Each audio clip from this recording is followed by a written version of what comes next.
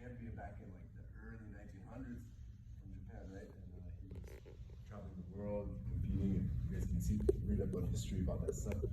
But beautiful history. It was at that time was something that was forbidden to teach outside of Japan, forbidden to teach to a non-Japanese. So eventually when Mitsubishi Maeda settled in northern Brazil, in Belém, he opened a judo school.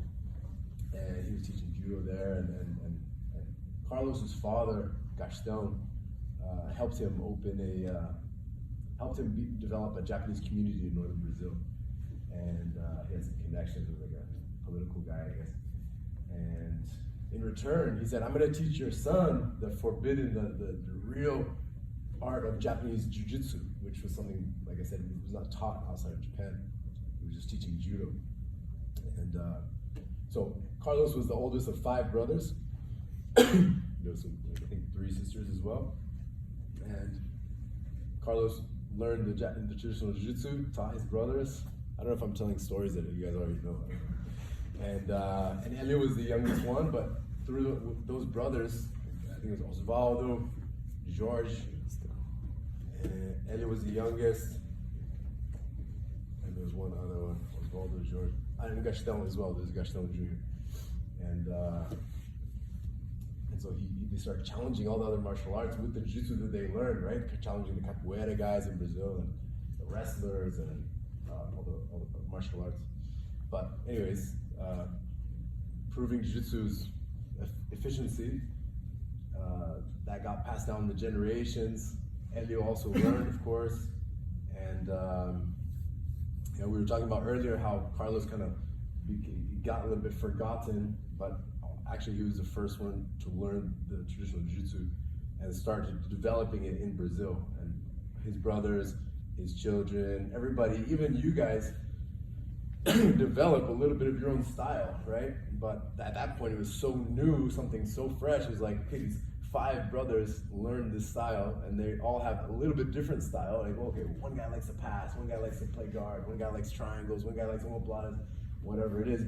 But everybody plays a role, I think, in developing jiu-jitsu. And I like to talk about us as practitioners, as artists. You know, I was talking with Peyton briefly last night about us being artists and embracing jiu-jitsu as an art and creating our own personal style.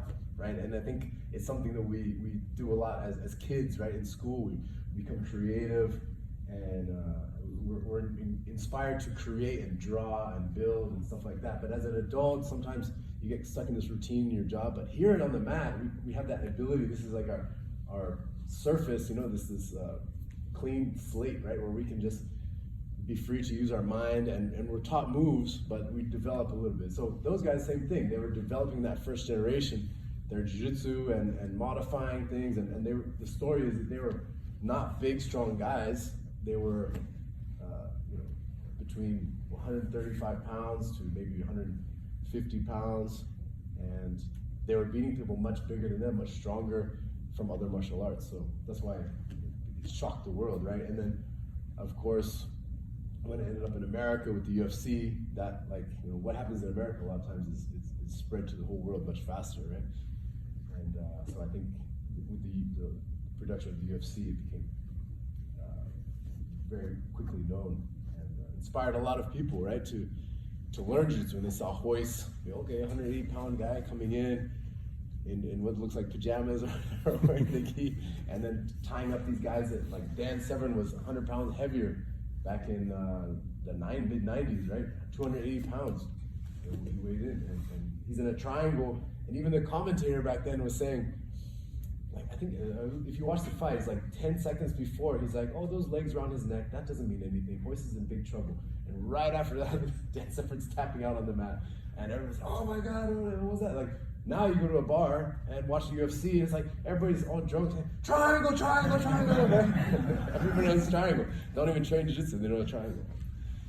But anyway, so pretty amazing. I think the mentality of that generation, I was reading the book, Hickson's book that we were talking about, and maybe you saw there that Helio said he believed that he was a reincarnated Japanese assassin, warrior, samurai, You know, he believed he was a reincarnated. That's crazy. And he has a very different mentality, and I think all his brothers kind of have a similar mentality, and they had this idea of like creating like an army of fighters, you know, like an army of samurai children, you know, and very strict, even with diet. What are we eating? What is time do we eat? What do we snack? Where do we train? What, you know, what are we doing? How do we live our lives? Like the rules. So it's very different way to raise children, I think, back in the time. And you see that generation, Helson, my father, all in the same generation. They're a little different. They were raised a little different.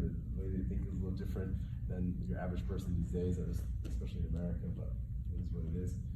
And but it's still very interesting. And anyways, my dad was the 11th son of 21 children. So, like I said, building an army. Carlos had 21 kids. Elio had, I think he had six or seven boys and a handful of girls, but he had like 11 or maybe something 11 total, kids, something like that. Yeah, still a lot also, right?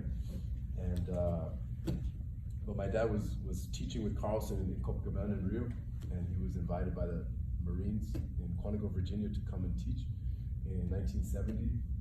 So 72, 71, 72, he was the first one to come and start teaching in the U.S. Over there, and I was actually really honored to be invited to go teach at the FBI center over there in Quantico last December. So it was like really special for me to go over there and give them a lesson and train with those guys.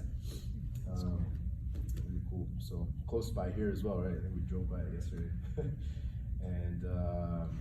And then just, 10 years after my